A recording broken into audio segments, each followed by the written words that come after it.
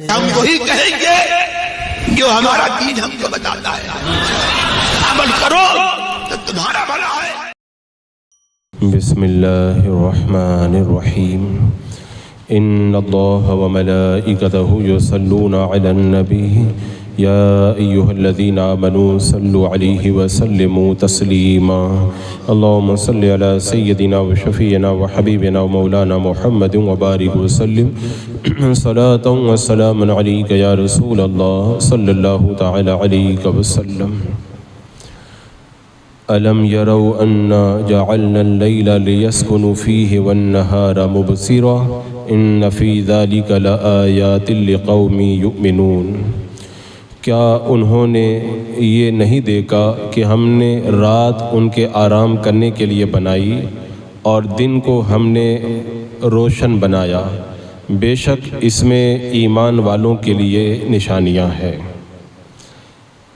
اس سے پہلے آیات کریمہ میں توحید، عقیدہ آخرت وغیرہ کا ذکر تھا، اب اس آیت کریمہ کے اندر اسی کو بیان کیا جا رہا ہے کہ کیا انہوں نے نہیں دیکھا کہ ہم نے کتنی حکمت سے رات اور دن کو بنایا ہے۔ یہ رات اور دن کی پیدائش ایک ایسی چیز ہے کہ بندہ اگر قدرت کی کسی اور نشانی کے اندر غور نہ کرے، رات کے آنے اور دن کے جانے، پھر دن کے آنے اور رات کے جانے میں اگر غور کر لینا تو اس کو اتنی نصیحت حاصل ہو جائے گی کہ وہ اللہ کا نیک بندہ بن جائے گا۔ یہی وجہ ہے کہ میرے آقا صلی اللہ تعالیٰ علیہ وسلم وہ اِنَّ فِي خَلْقِ السَّمَاوَاتِ وَالْأَرْضِ وہ آیت کریمہ جب تلاوت کرتے تھے تو بہت رویا کرتے تھے، جس میں رات دن کے آنے جانے کو بیان کیا گیا ہے۔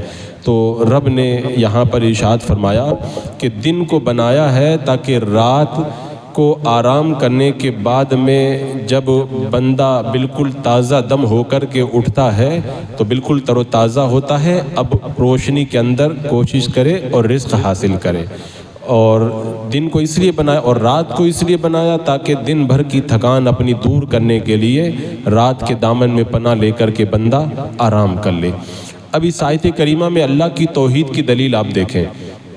یہ آیت کریمہ اللہ تبارک و تعالیٰ کی توحید پر اس طرح دلالت کرتی ہے کہ اللہ تبارک و تعالیٰ نے رات کو دن سے اور دن کو رات سے بدلا۔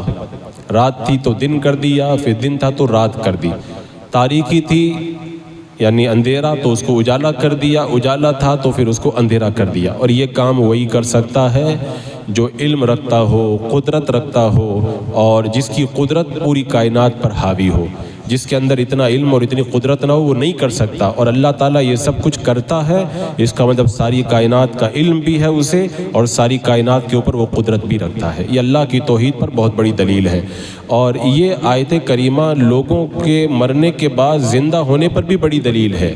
کافر اسی کا انکار کرتے تھے نا، کیونکہ جو پروردگار عالم اس بات پر قدرت رکھتا ہے کہ دن کے نور کو تاریکی میں بدل دے اور رات کی تاریکی کو نور میں بدل دے، وہ پروردگار عالم موت کو زندگی میں اور زندگی کو موت سے بدلنے پر بھی قدرت رکھتا ہے۔ رات کے بعد جو پروردگار دن لا سکتا ہے وہ پروردگار عالم مرنے کے بعد زندہ کیوں نہیں کر سکتا ہے؟ یہ اللہ کی جو ہے وہ توحید پر بڑی اور حشر و نشر پر بڑی دلیل ہے۔ اور یہ آیت کریمہ نبوت پر بھی بڑی دلیل ہے۔ کیوں؟ اللہ تبارک و تعالیٰ نے مخلوق کے فائدے کے لیے دن اور رات بنائے، دن کے بعد رات، رات کے بعد دن بنائے لوگوں کے فائدے کے لیے۔ تو جو مولا لوگوں کے فائدے کے لیے رات کے بعد دن اور دن کے بعد رات بناتا ہے، اسی پروردگار نے نبیوں اور رسولوں کو مخلوق کے فائدے کے لیے دنیا کے اندر مبعوث فرمایا ہے۔ دن اور رات کے ذریعے تو مخلوق کو دنیا کا فائدہ ملتا ہے، اور انبیاء کرام کی تعلیمات سے دنیا کا بھی فائدہ ملتا ہے اور آخرت کا بھی فائدہ ملتا ہے۔ تو یہ فوائد اس آیت کریمہ کے اندر ذکر کیا۔ آگے ارشاد فرمایا، اچھا یہاں پر یہ فرمایا اس میں نشانیاں ہیں ایمان والوں کے لیے۔ نشانیاں تو ساری دنیا کے لیے ہیں، لیکن فائدہ صرف ایمان والوں کو ہوتا ہے، اس لیے فرمایا کہ ایمان والوں کے لیے نشانی ہے۔ ورنہ کافر تو وہی اسی کی طرح ہے کہ بکرے کو باندھ دیا گیا پھر کھول دیا گیا، اس کو پتہ ہی نہیں ہوتا مجھے کیوں باندھا گیا، مجھے کیوں کھولا گیا۔ وہ کبھی اللہ کی قدرت کی نشانی میں غور نہیں کرتا۔ مومن بیمار ہوتا ہے تو بھی غور کرتا میں کیوں بیمار ہوا، شفا ملتی ہے اللہ نے مجھے شفا کیوں دی، کمزوری، اس کے بعد میں طاقت، چھوٹا ہونا، ہر چیز میں بندہ غور کر کے اللہ کی قدرت کی نشانیوں میں غور کر کے اللہ کا قرب حاصل کرتا ہے۔ تو اس لیے فرمایا ایمان والوں کے لیے نشانیاں۔ وَيَوْمَ يُنفَخُ فِي الصُّورِ فَفَزِعَ مَن فِي السَّمَاوَاتِ وَمَن فِي الْأَرْضِ إِلَّا مَن شَاءَ اللَّهُ وَكُلٌّ أَتَوْهُ دَاخِرِينَ۔ اور جس دن سور پھونکا جائے گا تو تمام آسمان والے اور زمین والے گھبرا جائیں گے سوائے ان کے جن کو اللہ چاہے، اور سب اللہ کے سامنے عاجزی سے حاضر ہوں گے۔ اب ان آیات کریمہ کے اندر قیامت کی نشانیوں کے بعد میں آنے والی ایک عظیم چیز کا ذکر ہو رہا ہے، یعنی قیامت کی جتنی نشانیاں ہیں جب ساری نشانیاں ہو جائیں گی، دجال کا آنا، سورج کا پچھم سے نکلنا، دابۃ الارض کا نکلنا، امام مہدی کا آنا، حضرت عیسیٰ علیہ السلام کا آنا، بڑی بڑی جتنی بھی نشانیاں ہیں ساری نشانیاں جب پوری ہو جائیں گی، پھر اللہ کے حکم سے جو ہوا چلے گی، جس ہوا کی وجہ سے دنیا میں بسنے والے سارے مسلمان انتقال کر جائیں گے۔ اب 40 سال تک پھر اولاد کسی کو پیدا نہیں ہوگی۔ 40 سال جب پورے ہو جائیں گے تو اب دنیا کے اندر صرف کافر ہی کافر ہوں گے، صرف کافر ہی کافر، اور ان میں کوئی نابالغ بھی نہیں ہوگا، کیونکہ اولاد کا سلسلہ 40 سال سے بند ہو جائے، وہ بند ہو چکا ہوگا۔ اب اس کے بعد میں اللہ تبارک و تعالیٰ جب چاہے گا تو سور پھونکا جائے گا۔ یہ سور کیا ہے؟ یہ سینگ کی طرح کی ایک چیز ہے جس کے اندر پھونکا جائے گا، اور یہ امام ابن اسیر نے کہا ہے کہ سور ایک سینگ ہے جس میں حضرت اسرافیل علیہ السلام جس سے مردوں کو محشر کی طرف جمع کرنے کے لیے پھونکیں گے، یعنی لوگ اپنے کام میں لگے ہوں گے، کوئی روٹی بنا رہا ہوگا، کوئی اپنی دیوار پہ سیمنٹ لگا رہا ہوگا، کوئی کچھ کر رہا ہوگا، کوئی کچھ کر رہا ہوگا۔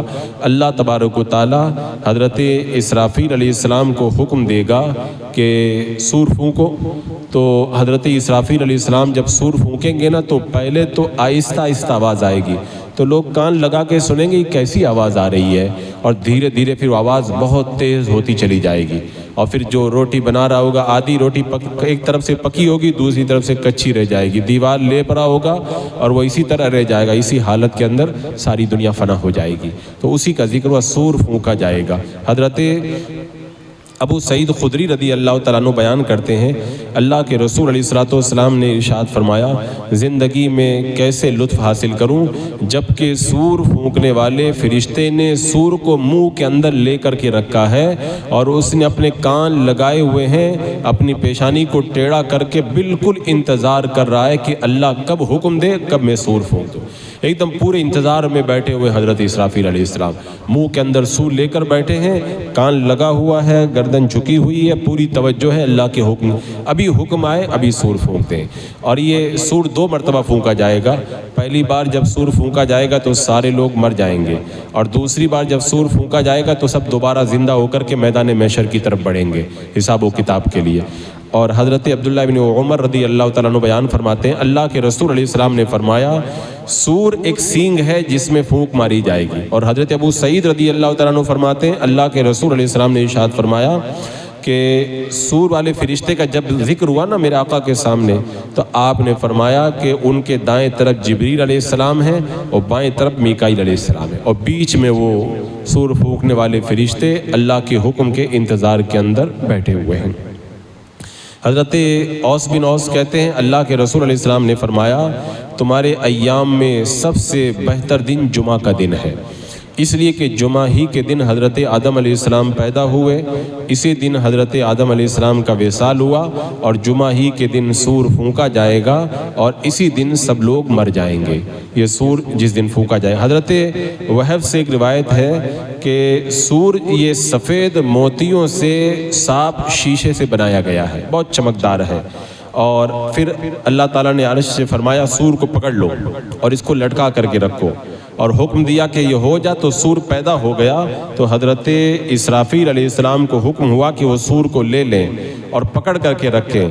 اب اس سور کے اندر جتنی تعداد میں روحیں پیدا ہو چکی ہیں اتنے ہی سوراخ ہیں۔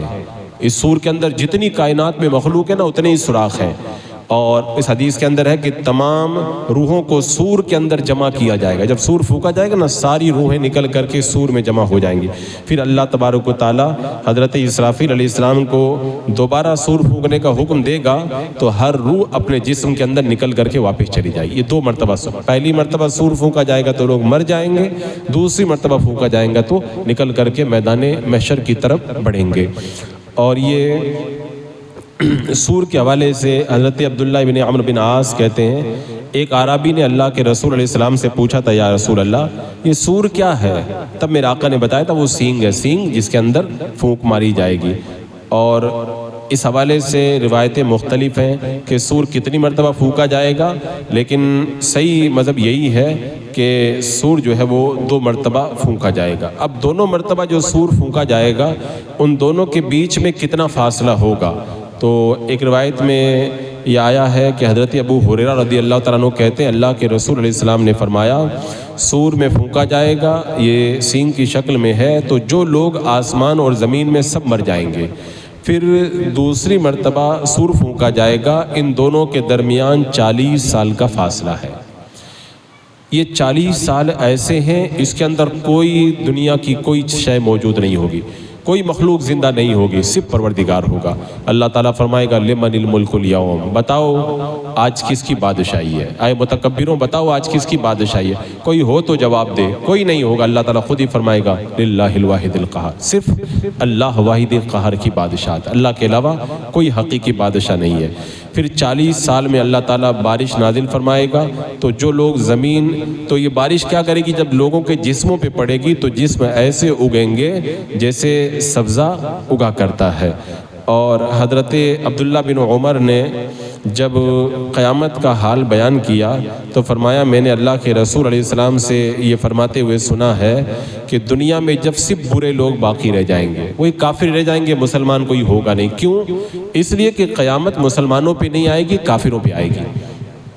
فرمایا جو چڑیوں کی طرح جلد باز، بے عقل اور درندہ صفت ہوں گے وہی کافر۔ جب ایسے لوگ رہ جائیں گے وہ کسی نیک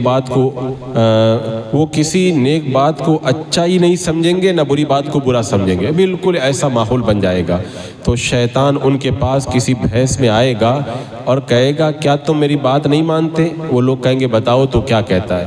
وہ کہے گا تم لوگ بتوں کی پوجا کرو، تو وہ بتوں کی پوجا کریں گے، ان کو خوب روزی ملے گی، خوب آرام کریں گے۔ جب اسی طرح عیاشی میں وہ لگے ہوں گے تو سور پھونکا جائے گا، جس کو ہر شخص سنے گا، گردن جھکائے گا، کان لگا کے سنے گا، پھر گردن اٹھائے گا، اور جو شخص سب سے پہلے اس کی آواز کو سنے گا وہ اپنے اونٹوں کے حوض کو درست کر رہا ہوگا۔ سب سے پہلے جس کے کان میں آواز جائے گی وہ اپنے اونٹوں کا حوض صحیح کر رہا ہوگا۔ اور پھر لوگ مر جائیں گے تو اللہ تعالیٰ شبنم کی طرح بارش نازل کرے گا جس سے جسم اگیں گے، پھر اللہ تعالیٰ دوبارہ سور پھونکنے کا حکم دے گا تو لوگ زندہ ہو کر کے میدان محشر کی طرف بڑھتے ہوئے نظر آئیں گے۔ اس حوالے سے جو روایتیں علماء کرام نے بیان کی ہیں ان کے اندر ایک روایت میں یہ بھی آیا ہے کہ حضرت عائشہ فرماتی ہیں، آپ سے پوچھا گیا حضرت عائشہ سے، فرماتی ہیں کہ اے کعب مجھے اسرافیل کے بارے میں خبر دو۔ اس کے بعد میں حدیث پاک میں یہ ذکر ہے کہ سور پھونکنے والا فرشتہ اپنے ایک زانو کے بل گرا ہوا ہے، یعنی ایک اس کا پاؤں بچھا ہوا ہے زمین پر اور دوسرا زانو کھڑا کر کے رکھا ہے، ایسے بالکل جیسے ہم لوگ اکڑو بیٹھتے ہیں نا کہ ایک پاؤں بچھا کر کے ایک پاؤں کھڑا کر کے، ایسے بالکل تیار بیٹھے ہوئے ہیں، اور سور ان کے منہ میں ہے اور انہوں نے اپنی پیٹھ کو ٹیڑھا کر کے رکھا ہے۔ اس کا مطلب یعنی ایک دم پوزیشن میں ہے وہ، جب آدمی پوری تیاری میں رہتا بالکل تیاری کر کے جیسے رہتا ویسے وہ ہیں، پیٹھ ٹیڑھی کر کے، اور انہوں نے اپنی نظر جو ہے وہ لگا رکھی ہے۔ تو جب وہ دیکھیں گے کہ حضرت اسرافیل علیہ السلام نے اپنے پروں کو ملا دیا ہے تب سمجھ جائیں گے کہ سور پھونکنے کا حکم ہوا ہے، تب وہ سور کو پھونک ماریں گے اور سور پھونک دیا جائے گا۔ اور حضرت یحییٰ بن سلام نے کہا مجھے حدیث پاک میں یہ خبر پہنچی ہے کہ سب سے آخر میں جس کا انتقال ہوگا، یعنی ساری مخلوق جب ختم ہو جائے گی تو پھر سب سے آخر میں کون کون بچے گا؟ حضرت جبریل علیہ السلام، حضرت میکائیل علیہ السلام، حضرت اسرافیل علیہ السلام اور حضرت ملک الموت حضرت عزرائیل علیہ السلام۔ پھر حضرت جبریل علیہ السلام، حضرت میکائیل علیہ السلام اور حضرت اسرافیل علیہ السلام انتقال کر جائیں گے۔ اب صرف حضرت ملک الموت بچیں گے، کوئی نہیں بچے گا۔ تو سب کی روحیں تو حضرت ملک الموت قبض کرتے، اب اکیلے بچ گئے۔ اللہ تعالیٰ ان سے فرمائے گا مر جا، تو وہ بھی مر جائیں گے۔ اب کوئی نہیں بچے گا، صرف اللہ واحد قہار بچے گا۔ تو یہ سور پھونکنے کی ایک معمولی کیفیت تھی جس کو میں نے بتایا۔ اس کے بعد میں رب تبارک و تعالیٰ نے ارشاد فرمایا وَتَرَى الْجِبَالَ تَحْسَبُهَا جَامِدَةً وَهِيَ تَمُرُّ مَرَّ السَّحَابِ، اور اے سننے والے تو اس دن پہاڑوں کو اپنی جگہ جمع ہوا گمان کرے گا حالانکہ وہ بادلوں کی طرح چل رہے ہوں گے۔ سُنَ اللَّهِ الَّذِي أَتْقَنَ كُلَّ شَيْءٍ إِنَّهُ خَبِيرٌ بِمَا تَفْعَلُونَ، یہ اللہ کی صنعت ہے جس نے ہر چیز کو مضبوط بنایا ہے، بے شک وہ تمہارے کاموں کی خبر رکھنے والا۔ یہ قیامت کی ایک اور بات یہاں پہ بیان کی جا رہی ہے کہ قیامت کے دن پہاڑ اپنی جگہ پر نہیں رہیں گے بلکہ بادلوں کی طرح چلیں گے، اڑیں گے۔ یہ اللہ کی قدرت کی ایک نشانی ہے، اللہ تعالیٰ ان کو اڑائے گا۔ قیامت کے دن پہاڑ کیسے ہوں گے؟ آپ قرآن پڑھیں گے تو قرآن میں آپ کو جگہ جگہ نظر آئے گا کہ الگ الگ بیان کیا گیا ہے۔ مثال کے طور پر ایک جگہ اللہ تعالیٰ نے فرمایا کہ بہت تیز چلیں گے قیامت کے دن پہاڑ۔ دوسری جگہ اللہ تعالیٰ نے فرمایا قیامت کے دن پہاڑوں کو تم دیکھو گے فَكَانَتْ سَرَابًا، کہ پہاڑ چلائے جائیں گے اور وہ سراب ہوں گے۔ سراب کا مطلب یہ ہے جب دھوپ کے اندر دور سے ہم ریت کو دیکھتے تو چمکتا ہوا پانی نظر آتا ہے نا، تو ایسے پہاڑ بھی ہمیں دھوکے کے طور پر ایسے سراب کی طرح نظر آئیں گے۔ اور ایک جگہ اللہ تعالیٰ نے فرمایا یوم تکون الجبال یوم تکون السماء کالمہل وتکون الجبال کالعہن، جس دن آسمان تیل کی تلچٹ کی طرح ہو جائے گا، پہاڑ روئی کے گالوں کی طرح ہو جائے گا۔ روئی کیسے ہوتی ہے؟ جب روئی کو دھنتے ہیں تو کیسے اڑتی ہے گالوں کی طرح، ایسے روئی کی طرح پہاڑ ہو جائیں گے۔ اور ایک روایت کے اندر ہے اللہ تعالیٰ نے فرمایا وَحُمِلَتِ الْأَرْضُ وَالْجِبَالُ فَدُكَّتَا دَكَّةً وَاحِدَةً، زمین اور پہاڑوں کو اٹھایا جائے گا اور ایک ہی ضرب سے ان کو ریزہ ریزہ کر دیا جائے گا، چورا چورا کر دیا جائے گا۔ اور ایک جگہ فرمایا کہ وَتَكُونُ الْجِبَالُ كَالْعِهْنِ الْمَنْفُوشِ، پہاڑ دھنکی ہوئی روئی کی طرح ہو جائیں گے۔ اور ایک جگہ فرمایا وَبُسَّتِ الْجِبَالُ بَسًّا، پہاڑ ریزہ ریزہ کر دیا۔ خلاصہ یہ ہے کہ پہاڑ کے بارے میں جو قرآن پاک میں الگ الگ باتیں بیان کی گئی ہیں ان کا مطلب یہ ہے کہ پہاڑ کی الگ الگ وقتوں میں الگ الگ حالتیں ہوں گی، یعنی پہلے وہ اس طرح چلیں گے، پھر اس طرح دھنی روئی کی طرح ہو جائیں گے، پھر اللہ تعالیٰ ان کو ریزہ ریزہ کر دے گا، پھر بالکل فنا کر دے گا اور بالکل ختم ہو جائیں گے، ان کا نشان بھی باقی نہیں رہ جائے گا۔ تو یہ بتا کر کے بندے کو بیدار کیا جا رہا ہے پہاڑ اتنی مضبوط چیز ہے۔ ارے دنیا میں جو پہاڑ ہیں آپ گھوم کر کے دیکھو، چھوٹے پہاڑ نہیں، اتنے بڑے بڑے پہاڑ ہیں کہ کئی 100 کلومیٹر تک پھیلے ہوئے ہیں۔ اتنی مضبوط جو مخلوق ہے، جو زمین ہل رہی تھی اس زمین کو جمایا گیا پہاڑوں کے ذریعے، اتنی مخلوق جو مضبوط ہے، جب اس دن وہ روئی کی طرح بالکل دھنی ہوئی روئی کی طرح ہو جائیں گے اور چورا چورا ہو جائیں گے تو ہم جیسے کمزور ناتواں کا اس دن کیا حال ہوگا۔ تو انسان کو اس حالت کو دیکھ کر کے قیامت کا خوف اپنے دل کے اندر پیدا کرنا چاہیے۔ اس دن کوئی بھی بندہ اپنی طاقت اور قوت کی وجہ سے نہیں بچے گا، اگر بچے گا اللہ کے فضل سے بچے گا۔ اللہ نے جس کو نیک اعمال کی توفیق دی ہے وہ انہی کی وجہ سے اللہ کے فضل سے نجات پائے گا۔ بسم اللہ الرحمن الرحیم۔ اللہم صلی علی سیدنا مولانا محمد وبارک وسلم، صلاۃ و سلام علیک یا رسول اللہ۔ یا اللہ یا رحمان یا رحیم العالمین، اپنے محبوبین کے صدقے میں اعمال صالحہ کی توفیق عطا فرما، قرآن مقدس کے نور سے ہمارے سینوں کو معمور فرما، ایمان پر زندگی، ایمانی پر خاتمہ عطا فرما۔ ربنا تقبل منا انک انت السمیع العلیم وتب علینا انک انت التواب الرحیم۔ ان اللہ وملائکتہ یصلون علی النبی یا ایھا الذین آمنوا صلوا علیہ وسلموا تسلیما۔ اللہم صلی علی سیدنا و شفیعنا و حبیبنا و مولانا محمد وبارک وسلم، صلاۃ و سلام علیک یا رسول اللہ۔ سبحان ربک رب العزۃ عما یصفون و سلام علی المرسلین والحمد للہ۔